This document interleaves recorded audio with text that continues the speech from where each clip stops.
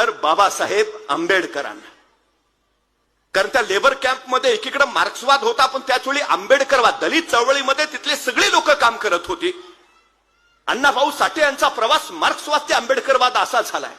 Doctor Babasaheb आंबेडकरांनी ज्या गोष्टी सांगितल्या त्याचं अनुकरण करत अण्णाभाऊ साठे पुढे निघालेत. हे त्यांच्या साहित्याचं सगळ्यात मोठं वैशिष्ट्य आहे. पण एक गोष्ट लक्षात घ्या, फकीराच्या समर्पण पत्रिकेत त्यांनी ही कादंबरी डॉक्टर बाबासाहेब आंबेडकरांना नव्हे तर त्यांच्या झुंजार लेखणीला समर्पित केली आहे. डॉक्टर बाबासाहेब आंबेडकरांचं त्यांच्या साहित्याचं विश्लेषण, परीक्षण, गौरव सगळं अनेकांनी अफाट केलाय. पण एका शब्दात सगळं सार सामावून टाकणारा आदर अण्णाभाऊ साठे यांनी एका वाक्यात व्यक्त केलाय, झुंजार. ही लेखणी कशी आहे? झुंजार. या झुंजार एका शब्दातच सगळं आलं. म्हणजे अवघ्या 2 शब्दामध्ये एखाद्याचा उचित गौरव कसा करावा हे अण्णाभाऊ साठेंकडनं आपण शिकावं.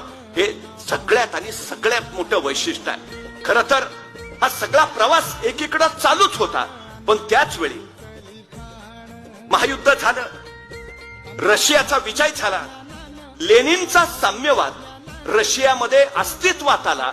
आता अण्णाभाऊंना अशी अपेक्षा होती की ज्या देशामध्ये साम्यवाद आलाय तिथला कामगार कसा असेल, तिथला गरीब कसा असेल, तिथले उद्योग कसे असतील, तो देश नेमका कसा चालत असेल याची उत्सुकता अण्णांना प्रचंड होती.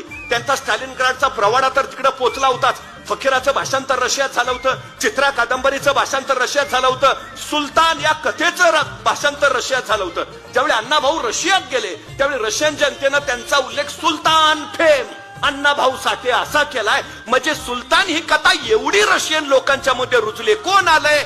सुलतान फेम अण्णाभाऊ साठे. हे इतकं प्रचंड प्रेम अण्णाभाऊ साठे यांना लाभलं. पण अण्णाभाऊंना सतत वाटायचं की आपण जायला हवं, रशियाला जायला हवं. खर तर त्यांच्या साहित्याची दखल घेऊन पॅरिसनं म्हणजे फ्रान्स देशानं त्यांना बोलावणं धाडलं होतं, तुम्ही या.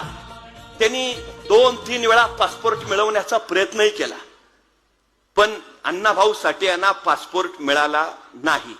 नाही म्हणण्यापेक्षा दिलाच नाही. त्यावेळी त्यांनी फार धडपड केली, प्रचंड प्रयत्न केले. त्यावेळेचे मुख्यमंत्री होते बाळासाहेब खेर. अण्णाभाऊ पासपोर्टसाठी त्यांना भेटायला गेले. दुर्दैव बघा, राज्याच्या मुख्यमंत्र्यांनी त्यांना काय उत्तर द्यावं? अण्णाभाऊ, तुम्ही खरं तर तुरुंगात पाहिजे होते.